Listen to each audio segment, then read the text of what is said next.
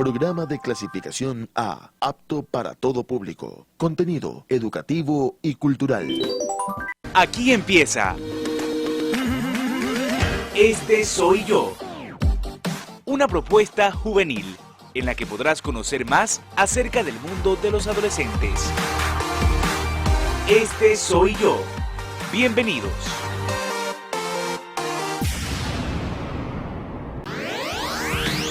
Hoy, en Este Soy Yo, Unidad Educativa Bilingüe Torre Mar.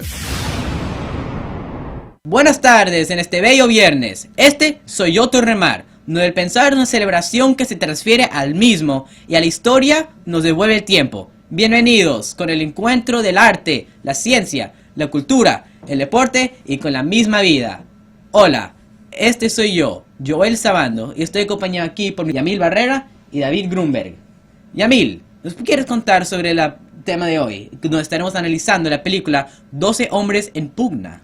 12 hombres en pugna, o también originalmente conocida como 12 Angry Men, fue una película estrenada el 10 de abril de 1957, protagonizada por Henry Fonda y dirigida por Sidney Lumet. Esta película fue nominada a 3 premios Oscar, a Mejor Película, Mejor Director y Mejor Guión Adaptado, aunque lamentablemente no consiguió ningún premio. David. Cabe recalcar que este programa va a contener spoilers para la película, así que les recomiendo a cualquier oyente que quiera verla por su cuenta que pause el programa y lo retome una vez terminada, pues estaremos analizando escenas claves y también el final de la película. Ahora, el oyente que haya decidido quedarse y escuchar nuestro análisis, la película trata de lo siguiente.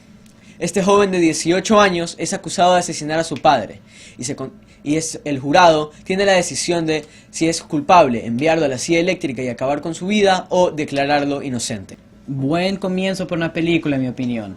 Pero continuemos sobre lo que se desarrolla en el cuarto de jurado con los 12 hombres del título, ¿verdad?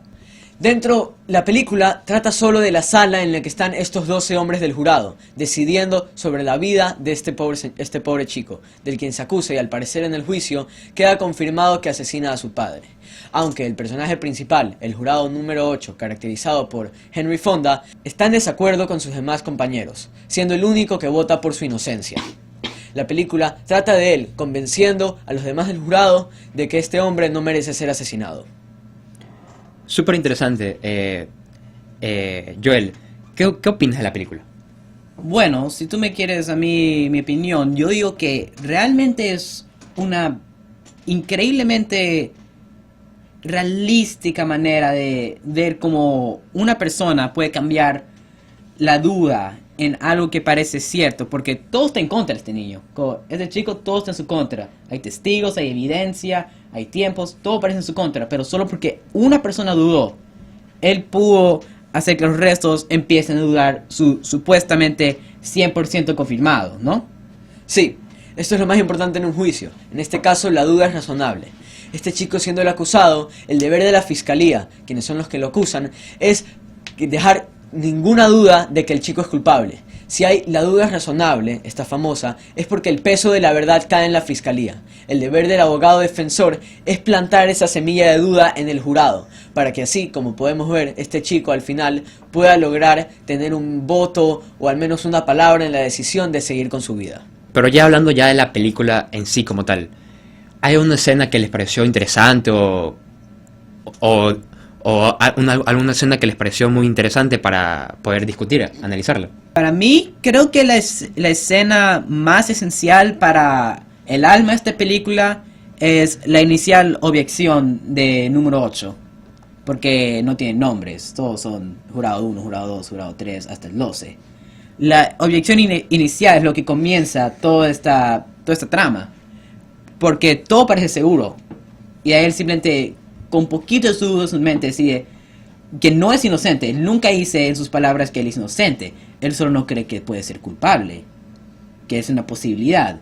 Y hasta que esa posibilidad se quede confirmada, no pueden mandarlo a morir. Y para mí eso es la llave que comienza toda esta discusión. En mi caso, para mí, en vez del comienzo de la discusión, es cuando se consolida. Uno de los argumentos más importantes era el testimonio del vecino, quien juraba haber escuchado al niño decir que iba a asesinar a su padre. Número 8 se percata de esto y lo refuta de la siguiente manera. El que estaba más en su contra, jurado número 3, si no me equivoco, era el que más decía que este testimonio era lo único que bastaba. Una persona que decía haber dicho que el niño iba a matar a su padre. Número 8 decide tomar la siguiente propuesta. Incita al jurado número 3 hasta un punto en el que este dice que lo va a asesinar. Henry Fonda, dando una actuación impresionante, se queda completamente estoico y lo único que responde es que no lo dice en serio, demostrando así cómo el niño pudo haber reaccionado de una manera completamente violenta hacia su padre, diciendo que lo iba a asesinar, pero sin realmente sintiendo que iba a hacerlo. Un punto de contención grande en todo esto es el pasado que tuvo este niño con la relación que tuvo con su padre, que era una abusiva por parte del padre al hijo. Y como mucha gente sabe, muchas historias de los peores asesinos vienen de gente con mala vida familiar. Pero eso, aunque sea bastante común, es un prejuicio. Y eso es algo que esta película dice que no deberíamos tener, prejuicio. Porque al tener prejuicio no nos permite pensar claritamente en lo que es dudable o lo que podría ser una posibilidad. En pensar más allá de lo que es evidente. Un prejuicio es como una cortina tapando una ventana. Tú no ves lo que está detrás de esa cortina hasta que abandonas el prejuicio y puedes ver más allá. ¿Tú qué crees, Yamil? Yo también estoy de acuerdo. Uno no puede juzgar la vida de un niño porque es un niño así tan fácil y peor teniendo prejuicios. Esos prejuicios. Es la vida de un niño que se juega. No puedes simplemente decir no porque viene esto, porque lo otro es culpable. Hay que analizar bien la situación. Esta película es completamente una crítica social. En este momento, en 1957, cuando sale la película, la historia también sucede en 1957. Una época muy difícil en la que el crimen era muy común y siempre se lo relacionaba a estas zonas específicas de las ciudades donde, según estadísticas, se producían la mayor cantidad de crímenes. Por lo que uno de los prejuicios más grandes y lo que lleva a muchos del jurado a creer que este niño es culpable es de su lugar de proveniencia, mencionándose varias veces en la película que el lugar de donde él viene solo puede producir cosas malas. Bueno, otra pregunta. ¿Ustedes piensan que el niño era culpable o inocente? Muy interesante porque al final la película no es decidido. Sí, es una muy buena pregunta porque al final de la película no hubo una decisión conclusiva. No era la conclusión feliz de que es inocente o la conclusión triste de que es culpable. Es indecisiva. Nunca decidieron si era realmente culpable o no. Y viendo la evidencia, yo creo que sí tiene un chance de ser inocente. Al 100%, no solo siguiendo el ritmo de la película. Yo creo que sí hay un verdadero chance que este niño sea inocente. Bueno, sí, esto es lo más impactante de la película. El espectador ve toda la película esperando que se dé el veredicto final, que se muestre una escena si es que el niño es culpable o no, que se corrobore su testimonio, el de la fiscalía o el del acusado, aunque al final solo nos quedamos con la decisión del jurado, específicamente la del comienzo de la película de Henry Fonda, cuando el jurado al final es convencido totalmente y cada uno queda completamente destruido, revelando cada uno sus prejuicios hacia este pobre niño. A mí personalmente yo no estoy ni a favor ni en contra, o sea, no puedo decir que es culpable o inocente, porque obviamente hay falta de evidencias. Están los testimonios que luego los desmiente, por así decir, el jurado número 8, pero habría que investigar más para realmente dar un veredicto, un resultado. Sí, esto, de las cosas más importantes del juicio, era el hecho del abogado defensor. Pues como podemos ver, Henry Fonda se pregunta muchas cosas más de las que pudo haber hecho el encargado de cuidar a este pobre niño.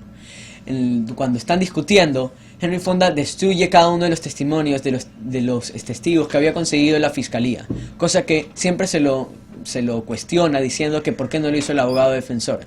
Siempre el jurado número 8 responde con la siguiente: el caso, a simple vista, es completamente claro. El niño asesina a su padre viniendo de un hogar roto, abusivo, y llega a su punto final cuando decide asesinarlo. Aunque la duda queda en que nunca se cuestionan a los testigos.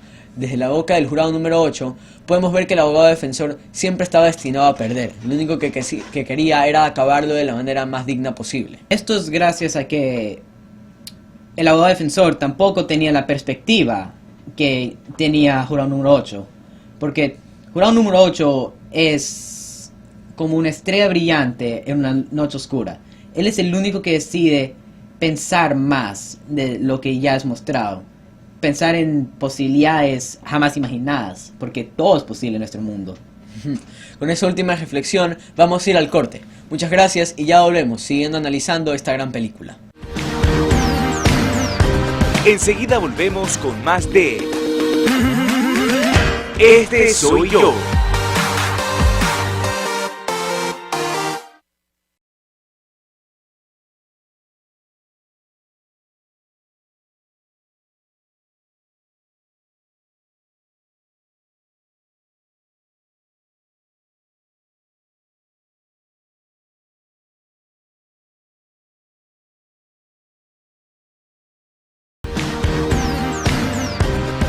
Usted está en sintonía de Este Soy Yo, en tu dial 1190 AM. Y hemos vuelto a seguir hablando de la gran película 12 hombres en pugna. Hemos terminado con una gran reflexión sobre los prejuicios y cómo lo único que necesita una persona es que uno más crea en él. Ahora, tras enfocarnos en la parte exacta de la película y las escenas, hablaremos un poco más de lo que está al fondo, como dirección y el mensaje de la película. 12 hombres en pugna toma una dirección, pero yo diría una observante de la sociedad del tiempo, porque en 50 años mucho puede cambiar, o más en 60, pero en su tiempo esta era una observación de cómo la sociedad actuaba ante su situación moderna, que como mi compañero David aquí mencionó, era una llena de crimen y todo el crimen centralizado en grupos específicos. En estas críticas que hace la película, también cuando uno lee el título y escucha 12 hombres en pugna, no espera lo que va a saber la película. Cuando uno ve el jurado puede cuestionar el hecho de que faltan mujeres en el elenco. Lamentablemente, en la hora de crear esta película en 1957, la historia también sucede en 1957 y las mujeres no podían ser parte de un jurado. Pero la situación que ocurre no tiene nada que ver con si son hombres o mujeres, pues lo que está aquí no es una discusión social, sino una moral, no de género, sino de humanidad. Por esto es que la película tiene esta crítica. Si encierras a 12 hombres por suficiente tiempo y los pones sobre un tema, cada uno tendrá una posición diferente, lo que llevará a la violencia. Podemos ver cómo diferentes hombres reaccionan a esto. Uno tiene entradas para un partido de béisbol y lo único que quiere es irse. Y otros se lo toman mucho más en serio, empatizando con el niño o también con la víctima. Es verdad, también dentro de los jurados también había uno que se podría decir que tenía como problemas de ira, porque como tú ya dijiste, con lo del el que dijo te mataré, se notaba que él iba con rabia, con furia, y se notaba que también tenía problemas de ira, porque era de los pocos, o creo que había uno o dos nomás, que se sentían enojados. Y eso yo también vi que era algo psicológico, que es cuando tú piensas algo y te cuestionan, automáticamente el cerebro piensa que te están atacando directamente, aunque en realidad no puede, a veces no es así, pero es algo psicológico que los humanos tienen. Además de esta demostración y experimento social, francamente, a mí me gustaría hablar rapidito sobre lo revolucionario que esta película era en su cinematografía. En películas modernas tenemos corte para allá, sube y baja la cámara, todo por todos lados. Y en películas más emocionales tenemos más cerca para ver nuestros personajes. En su tiempo, la cámara era bastante estática, solo moviéndose cuando tenía. Nunca quería mostrar más de los personajes, quería mostrar toda la escena en completo. 12 hombres en pugna, el escenario nunca cambia, siendo un cuarto cerrado como este. Entonces, la cámara tiene chances de acercarse a nuestro jurado para ver sus reacciones, sus pensamientos. Sin decir una palabra, podemos ver uno sudando de la desesperación del momento. Y simplemente cambió el cine para siempre. Y yo solo quería mencionar eso. Sí, también hablando un poco más de la cinematografía, los primeros 5 minutos de la película, en los que te dan la situación, son un completo plano en secuencia. Se pone en la corte, donde se ven a 2 personas entrando a la corte. En el mismo plano, una persona cruza por enfrente de la cámara y se la sigue. Se acerca a un ascensor y dentro del ascensor sale otro abogado. Se sigue al abogado que se acerca con sus clientes a estrecharles la mano tras ganar el juicio. El guardia de seguridad les pide que bajen un poco la voz, y haciéndoles un gesto con la mano. La cámara en el mismo plano sigue esta mano hasta que llegan al juzgado, donde ya están los hombres del jurado siendo preparados para ir a su cuarto. a debatir si el hombre es culpable o inocente. Esta película también, aparte de su cinematografía, tiene unas actuaciones impresionantes. Henry Fonda toma el liderazgo, siendo el jurado número 8. Al principio tiene todo en su contra, pero se muestra estoico y decidido a probar que el niño ni tampoco es culpable ni es inocente. Hay espacio ahí para la famosa duda razonable. Él toma el liderazgo y poco a poco va convenciendo a cada uno de los demás. Al principio empieza 11-1 y termina ganando con un 12-0. El jurado tiene que ser unánime y la película, en esta misma escena, en este mismo cuarto, lleva como a todos estos 11 hombres restantes se les cambian todas sus vistas acerca de su situación actual. Y me gustaría añadir, esta es la primera película en blanco y negro que he visto que los actores demuestran tanto los personajes sin tener que exponer nada. Al estar atrapados en un cuarto hay límites narrativos, pero estos actores trabajan alrededor de esos límites. En muchas películas mal escritas estos días vas a encontrar exposición de cómo un personaje es y nunca ves que ese personaje sea así. Pero en esta película no hay exposición, además de la discusión misma. Entonces podemos ver cómo estos 12 personajes, todos completamente diferentes, se sienten únicos en sus propias maneras, sin tener que decir en voz alta, este es el enojado del grupo. Lo puedes ver en sus acciones, puedes verlo en su cara, puedes verlo cuando le grita a número 8 que lo va a matar. Y número 8 podemos ver su actitud estoica ante tal amenaza. Y es simplemente brillante. Algo que le quería preguntar. Aunque parezca bastante insignificante, como ya dijo David, en la película no se sabe el nombre de los jurados. Solo se llega a saber el jurado número 8, Davis, y el jurado número 9, McCarthy. Pero yo quisiera saber qué les parece esto a ustedes. ¿Les parece mejor que solo se sepan de estos dos? ¿O hubiera sido mejor que se sepa el nombre de los otros jurados? Yo diría que no hay problema que no tengan nombres, o sea, porque Davis y McCartney son los que tienen más enfoque, aunque todos tienen bastante lo mismo. Pero la razón que yo creo que esos dos tienen nombres es porque necesitan que empaticemos más con lo que ellos piensen.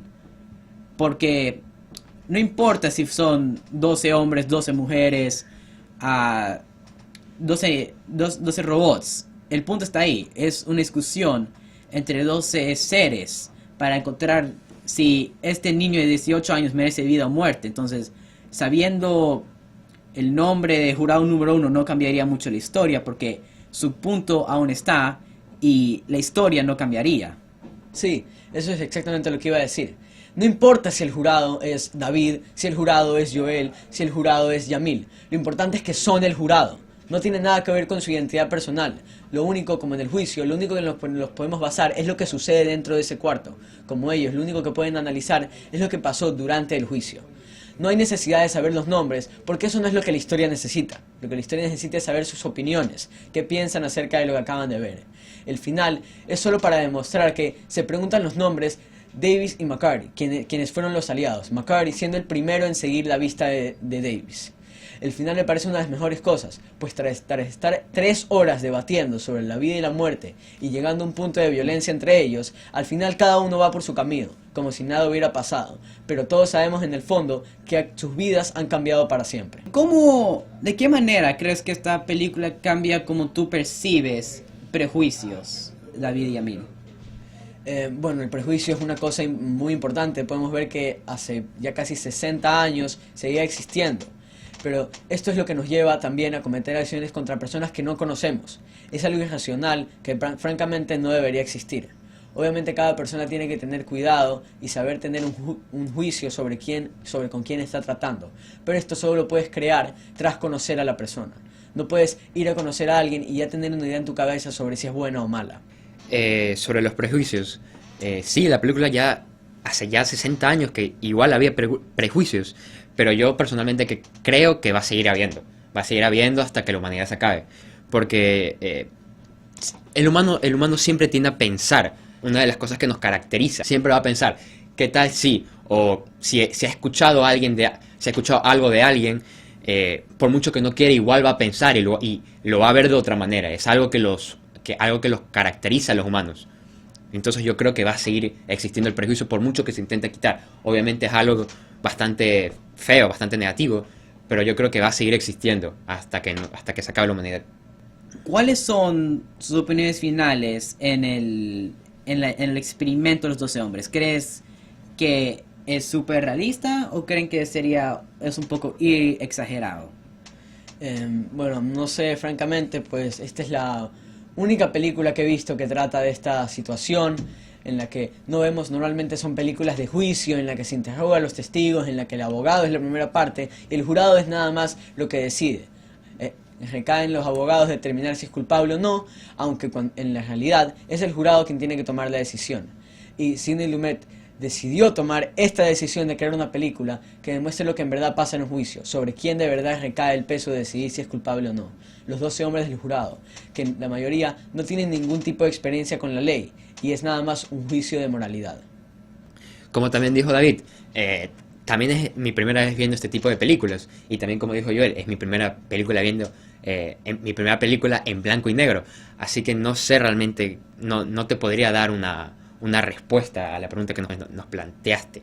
Yo creo que este es un buen momento para terminar el programa. Muchas gracias por escucharnos, disfruten este feriado, vayan a la playa, vean la película y disfruten. Nos despedimos, esto fuimos nosotros, Torremar. Esto fue Este Soy Yo, una propuesta juvenil en la que podrás conocer más acerca del mundo de los adolescentes. Este Soy Yo. Hasta la próxima.